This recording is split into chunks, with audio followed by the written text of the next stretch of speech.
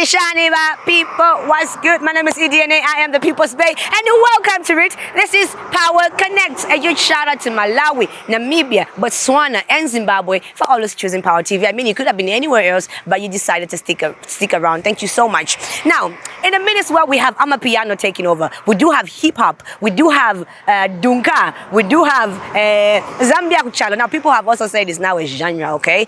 We do have people that are truly taking Zambian R&B Kuchalo and putting it on the map, even though nobody removed us from the map. Yes, I've seen FJ, declaring himself as a king of R&B, yeah. Now, guess what, guys? My guest today is on that trajectory to becoming the king of R&B. He goes by the name of Vincent. Some of you could have known him from some of the covers that he used to make, but now the guy is releasing his own music. He's got a brand new album that is out. But away from that, I just want to know what's been keeping him busy from 2019 up until now. So, catch me on the flip side. Also, I know what I'm going to say. I'll be right back. Mucha music.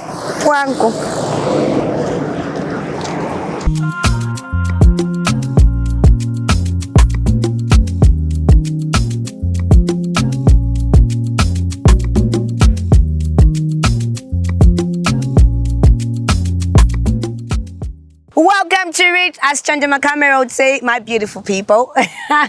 My guest is here with me on a roadside, having a good time. What's good, Vincent? Hey, what's good, Edna? What's popping? What's going on? Nice to meet you in the flesh. Yeah, you know what I mean. Like we just see you on the socials. Nah. TikTok and Facebook. On TikTok. making all the noise. This is the only time I get to feel like a celebrity because at least I'm allowed to wear my shirts, Right. So what's that element of yours? Like every time or when you're going out for a show, what's that element or part of styling that's like, okay, I'm an artist, I need to remind myself I'm an artist. Right. Yeah. I think a cap, just because it was an identity thing for me for a long time. Throw it back and yes, I'm about to get on. Yeah. I hear you. Yeah. How do you pronounce the last name? Claudius. Claudius. Yeah. Some people say Claudius, whatever. It's where I was avoiding it. It's about wherever you're from.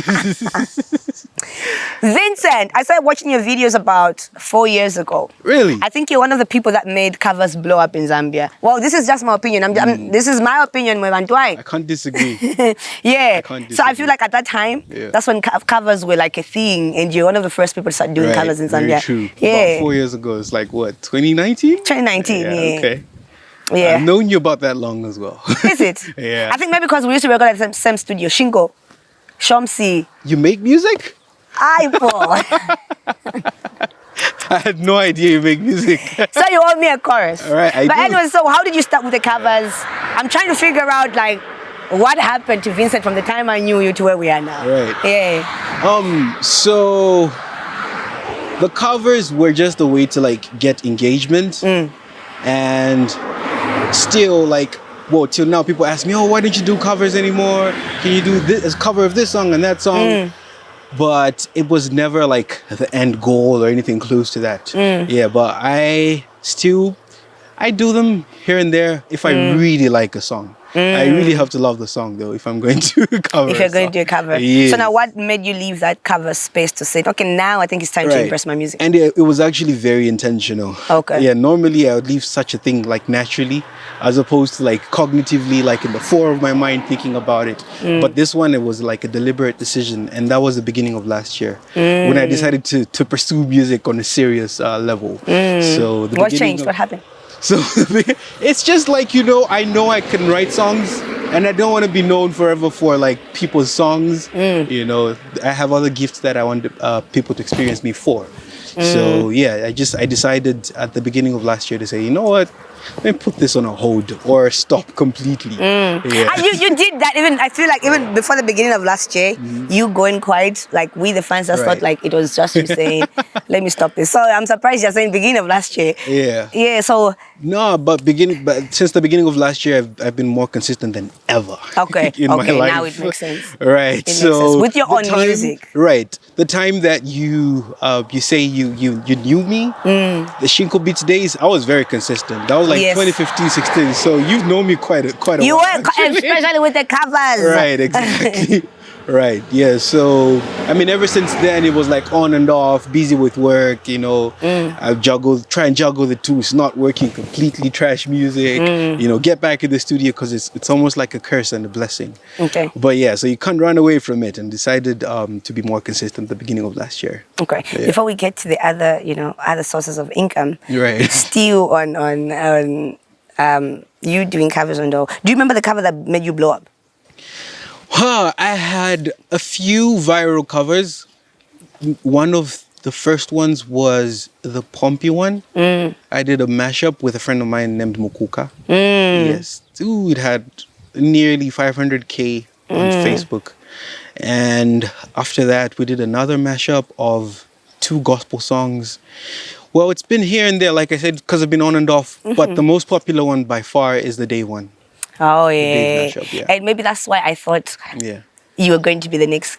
I'm Daev. sorry, FJ. No, not even the next Dave, but the next king of R&B. There you go. I'm sorry, FJ. I'm sorry. But for me, that was like, oh, this guy is going to be the next big thing. Right. Then now I understand, like, pushing the music aside. Right. But let's take it back to the music. And when you were starting up, right? What are some of the things that have changed that were not the same as in 2019? Right.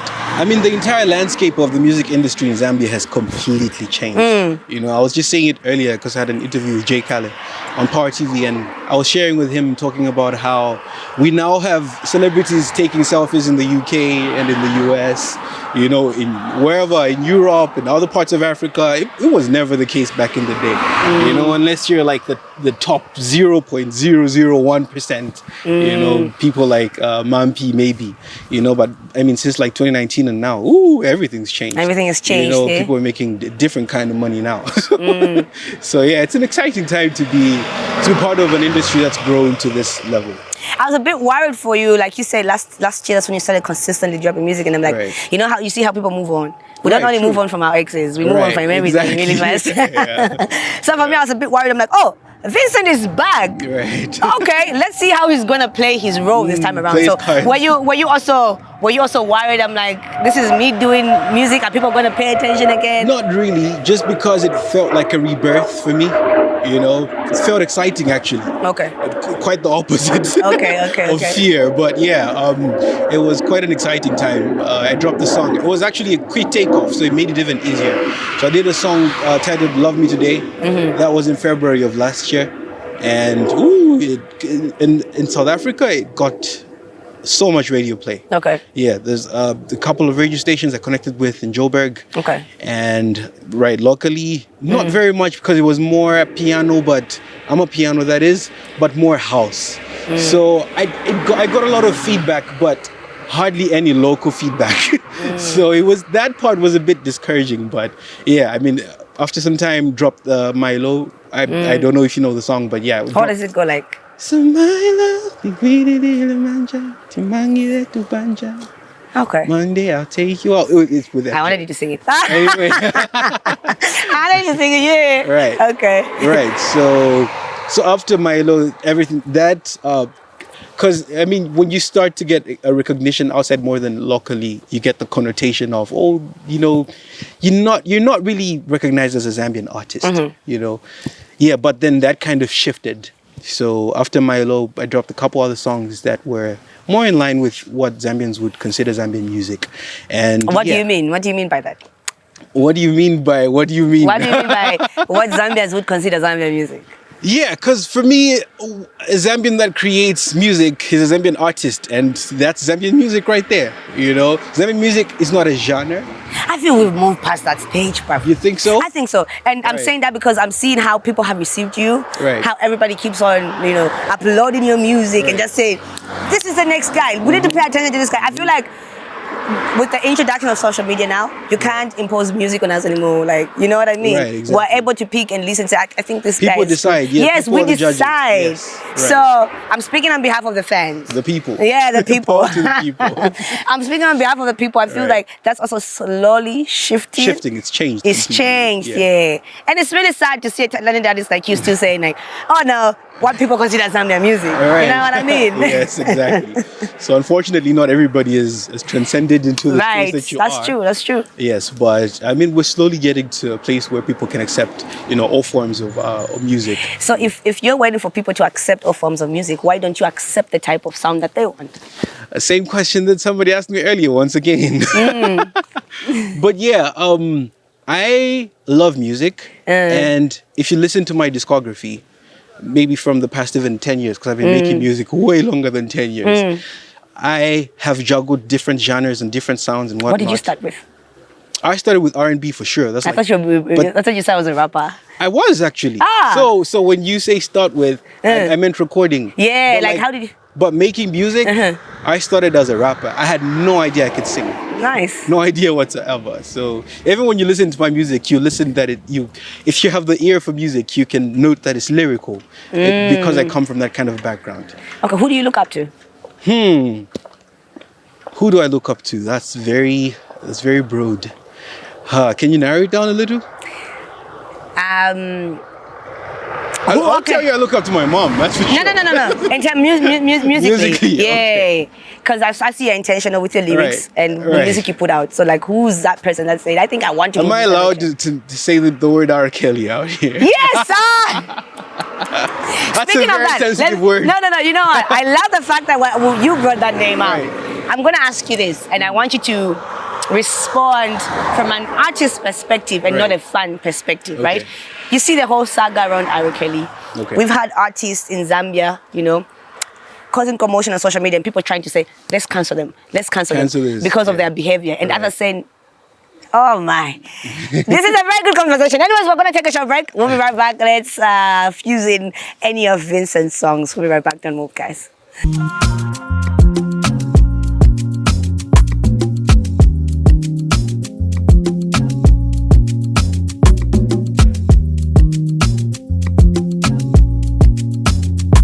Alrighty, welcome back. I hope makakonda kanyimbo Vincent. So yes, I know his music is also good. But keep supporting Power TV. That's the point. So now back to the conversation that I had. Right. R. Kelly, social media drama. I'm not wishing this on you. Right. But obviously, the more you grow, the more pressure. I know comes that. with it. Yeah, it comes with it. Yeah. So do you think it's actually fair for us to judge artists based on their personal life or infusing their personal life into what they do? Right. I've always fought cancel culture just because of everything it comes with. And personally, I'm one to be able to separate art from its creator. I think so. Right? But unfortunately, not everybody can do that. So if I'm going to factor in everybody else's emotions, and, be considerate, I will be sensitive enough to ask if I can even mention somebody's name at least before I talk about them. Yeah, so from the awareness side of me and the diplomacy in me. That's why I said I wanted you to respond as an artist. I wanted this answer as an artist because I feel like to some extent it's not fair. There's this guy from South Africa. He's a TV presenter. So What's his name? What's his name? Oh my! I can't remember. Oh my God, I can't remember. But he presents the morning show, Morning Expresso. Okay. Very good, well articulated. So he was having issues with his wife at home, and it turned out that he was cheating on the wife, right? So now the wife brought the issues to the public eye, right? And then now all those companies that he used to work with, the organization itself decided to distance himself. And then you know what happened? The guy was innocent. Wow. So now unfair. Yeah, you see what I mean? So I feel like, I get it. Yes, we need to have that human side of us. But it's also right to just separate the art and, But anyways, R. Kelly. So... I grew up on a lot of R&B. I grew up on Babyface. I grew up on... Oh, nice. I grew up on Boys to Men. Nice. Locally, I grew up on the likes of Joe Chivangu, Mainza, JK. So, ultimately, I would say R. Kelly just because, here's the real. I'm the only king of R&B to this day. Do you have a target audience? I do have an audience. Okay. I don't go around looking for an audience because that would then be a target audience, right? Okay. Yeah, but it's exciting to just put out music and know that there is a certain demographic of people, a certain type of listener that is always excited to look forward to listening to my music. Yes. Okay. That's great. That's okay. I was asking because I feel like maybe you have like. I saw a song, you, Michael Brown, FJ, and I'm like, these are all ladies' men. Oh, you mean it like that? Yeah. And I'm like, maybe you do record music for just specifically ladies. No, funny enough, I have a lot of male fans. Yeah? Yes, a lot of them. And they're usually more expressive than females. Because females will text you later when they get home, like, oh, I saw you, I couldn't say hi, ABCDEFG. You know, they text you on Facebook and Instagram and whatnot, but dudes will just stop you in the road, like, dude, whatever you're doing, keep doing it. You know, we love what you do. But yeah, I have a huge demographic of male fans, in as much as people would expect that it's more female-centric. Of course, it's definitely more females, but I feel like it's about a perfect balance. Yeah. Okay. Yeah. Do you write music based on your experiences? Personal experiences? Sometimes. Okay. But more often than not, it's people like you know? People I meet every day, you know? You tell me a little something about your ex or your current and, you know, it sparks something in me and like, that's a beautiful song, you know? And yeah, a song mushrooms from that. But yeah, sometimes I've come up with songs that are inspired by my personal life. One song from my project would be Make You Proud featuring Musepela Chile. I just put out a new project titled First Love. It features Musepela Chile. That's a very personal song. So usually if it's a personal song, it's probably even nothing to do with love. Okay. I hear you. Were you ever pressured by 2019, Daev was still alive, right? Yes, he was. Were you ever pressured by Daev at some point? Daev and I were only connected through one person. It's a female. Okay. We share an ex. Okay. That's the only encounter. But when you say pressure, in the form that I'm hoping you mean it, definitely not. You under pressure. Were you with a girl before him? Or? I was first. He was second. But yeah. Okay, no, I see why you didn't feel the pressure. Actually, second, that was the second. The first one was we both were almost at the same time under XYZ. I wasn't under XYZ, but I was affiliated. Okay. They wanted to work with me actually before Daev. Oh. Yes. But then they wanted Bobby to write my songs and whatnot. So I'm not going to mention the person. You didn't want someone to write your songs? No, I was not up for the idea just because I was already establishing a fan base for myself and a songwriting style. Because when you mention a name, there's a lot that comes with it, you know. When you mention Daev, songs come to your head. And, you know, certain songwriting comes to your head. I'm like, I don't want to be recognized for Bobby's songwriting style. We're never going to know either way. But I was gonna know, and I don't just do this. I do this for myself also. You know, I don't just do it, you know, for the music industry. You know, But basically, that was the first encounter. The second one was what I just mentioned. Yeah. But in that regard, no, not at all. I was actually a fan of Daev, and that's why I ended up doing that mashup. It was more a tribute to his legacy, because I feel like he was the closest thing to the king of R&B in Zambia. Ever since Joe Chibangu. Okay. But yeah. Okay. Who do you think is the closest now? Right now, it's not a lot of people doing R&B, so I don't want to crown myself, but it's really. So you're really just strictly R&B? No, I'm not strictly R&B. When you listen to almost all my music, there's an undertone of Afro beats. It's really Afro swing, you know, because even the song Milo is not like purely R&B. It's more Afro fusion. So, but yeah, Afro fusion. Yes. Okay. But no, I'm not gonna crown anyone because long live Joe Chibang. Maybe we crown you. I gave you a shout out on my page. All right. Thank you. The other day. I shared the post. Yeah, and it made me realize. I was excited. I have a confession. I've only ever had 2 people on my bucket list as interviewers. Luckily, I had a chance to meet him before he passed Kaliwa. Oh, okay. Yes, Yeah. she was definitely the first nice. one, and you're the second one. Yeah. Wait. Did you hear that? No, just because I can listen, and I can hear how intentional you are with your questions. Sometimes people can think they're trick questions, but it's the field of work that you're into. You listen to interviews by people like Piers Morgan. How did you know that? They do their How did you know I homework. listen to Piers Morgan? Oh, you do? When I'm bored, it's just Right. Piers Morgan. I stopped watching Mac G and them because everybody's now on them. Right. So yeah. No, but you listen to people like that, and you know that they are well. What's the word? They did their homework. And a lot of people, they just randomly try.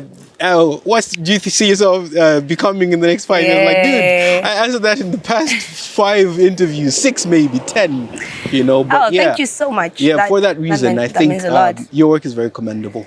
Thank you so much. You're Thank you. welcome. And I didn't. I just didn't know you make music. That's one thing I didn't know for sure. Now you know. You should check out my diss. I dissed Josie. Oh, really? I just saw that he dissed you. So I responded. Oh, man. Yeah. Tell me about R&B, I wasn't going to use it anyway, but R&B boys trying to be rappers now. We've seen Chris Brown, we've seen man. Josie. Should I expect that from you? Oh, man. I'll tell you this. I was shocked when he put out that diss because I was actually impressed with the way he came out. Yeah? Yeah, he did 2, right? He did too. The first one is the one that I heard. Which one did he diss you in? The first one and the second one.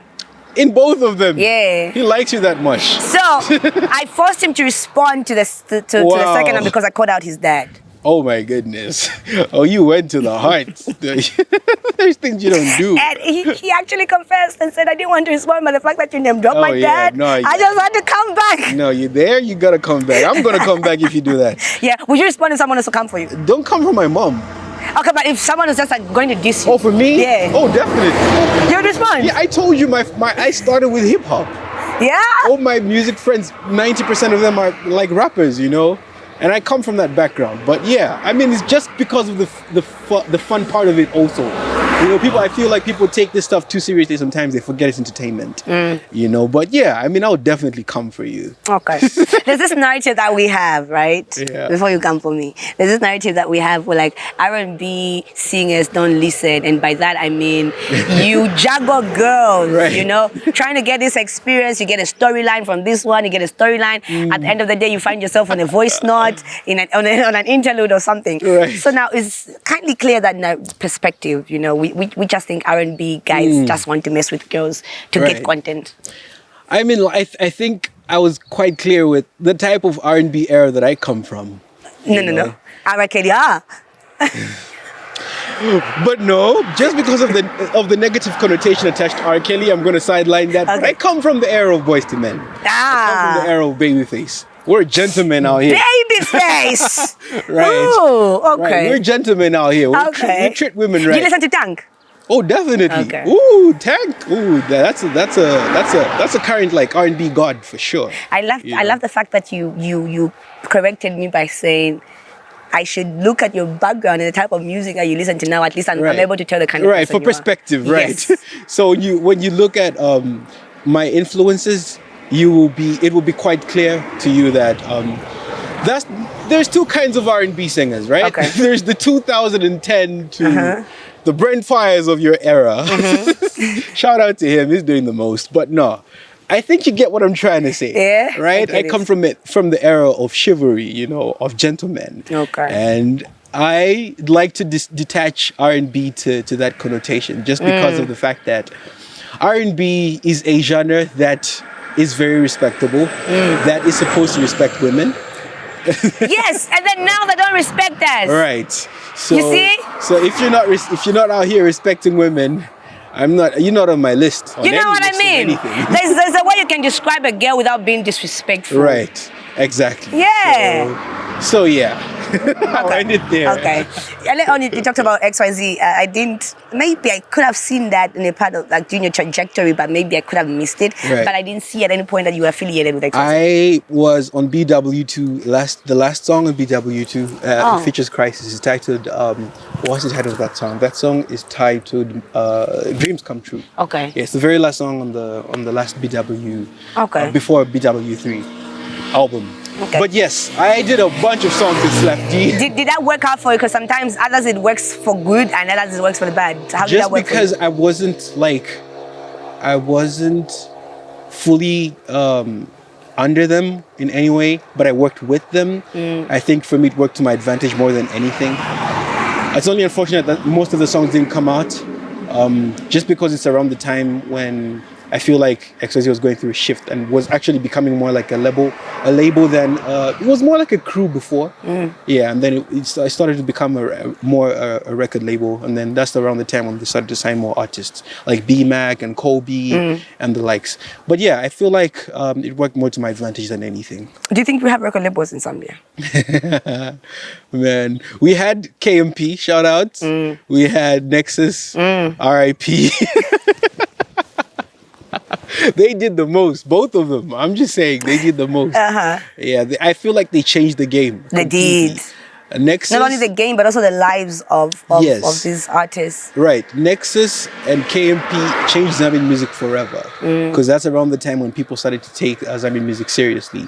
You know, brands were enhanced. You know, we saw artists who were not so consistent become more consistent just because of the flow of cash that was pumped into their careers. But yeah, right now, shout out to Kazadi Music. I feel like they're doing all the right things. I think Kazadi I don't know for some reason. I don't know why. I don't know why, Vincent. Thank God you're not on the icon. I thought you were going to go there. For real. I thought you were going to be on the icon. Thank God you didn't go there. No. Did you think of? I made a post about it. Did it cross your mind? No, I posted about it. People kept telling me, no, go on the icon. You see, I wasn't the only one. Right. For some reason, I just said Abba. My husband was not doing it. No, I feel like I have grown as a brand and as an individual past the music competition or what you call it, music showbiz level. As an individual and as an artist, I've completely grown past that level.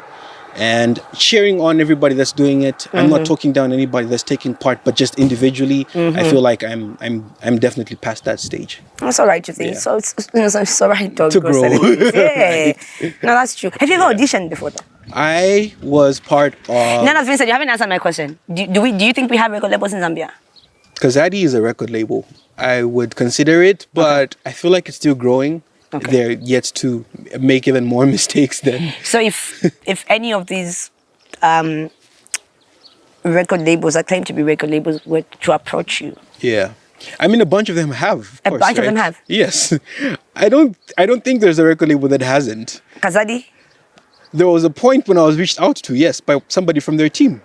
Oh. Yes. Last you year. denied? Yes. Why? Just because of the nature of the offer.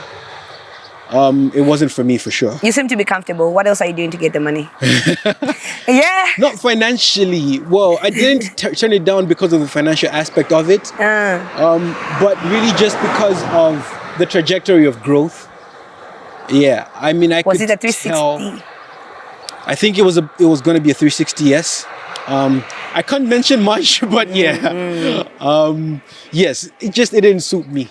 Yeah. And I felt like I'm definitely doing way better individually. What suits you? What suits me? Yeah, I'm just asking just for the sake of people that, like what suits you? Like, obviously, by the way, so don't come here and say we're going to buy you a car. No, he doesn't need that. Right. Don't come here and say we're going to get you a house. He don't need that. I need a house. Okay. I need a house, all right? I'm trying to get my mom a new house, right? Okay. So if an offer was to come in a house.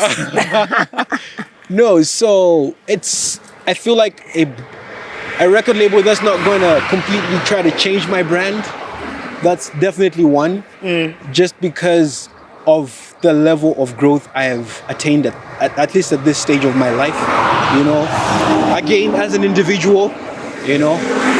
But also just because I feel like if you're going to sign any deal, it should be something that is going to be something you're going to be happy with. You know, like for me, like it sounds simple and it sounds unnecessary, like for business. But I feel like if it's something you're going to do and put in your everything, your all, you have to be happy, man.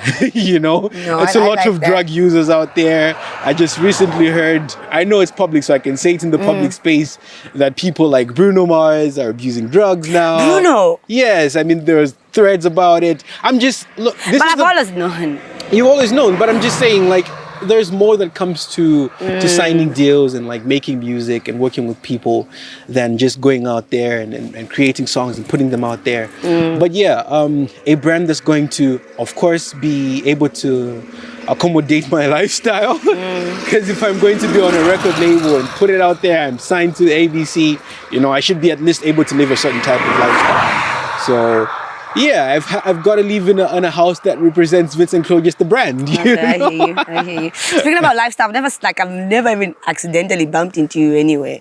Right. Yeah, I'm not about the nightlife. I'll start Okay. there. Okay. Events, festivals. Festivals, I deliberately turned down almost every offer to perform last year. Why? Just because I was working. Vincent, you no. So I always tell people, especially people who are growing in the industry, I'm very knowledgeable about a lot in the industry. Right. That's one thing. Right. I have Tivo Shikaposhi to thank. I worked with him for a very long time in 2022, and he groomed me. A huge part of my knowledge, a wealth of knowledge, really I attribute to him. I thank him for that. But yes, I've learned that just because it's there doesn't mean it's for you. You know. So what am I trying to say?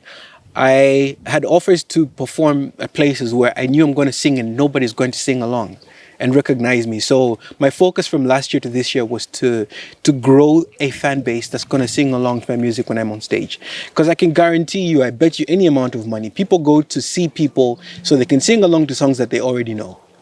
That's true. Give me a clap for that. No, that's absolutely true. You I know? love that. I love it when an artist accepts. Yeah. Like this is it is what it is, bro. Right, exactly. It is what it is. I Right. won't force myself when people say. Yeah. Kachinga has always taught me that. Shout out to Kachinga. Yes. And have you ever considered like joining a band, or maybe you're already in a band? No, but I have like a two-man band that I work with because I've Okay. been doing like a series of live acoustics Okay. on my YouTube channel. Some of them have been on TV.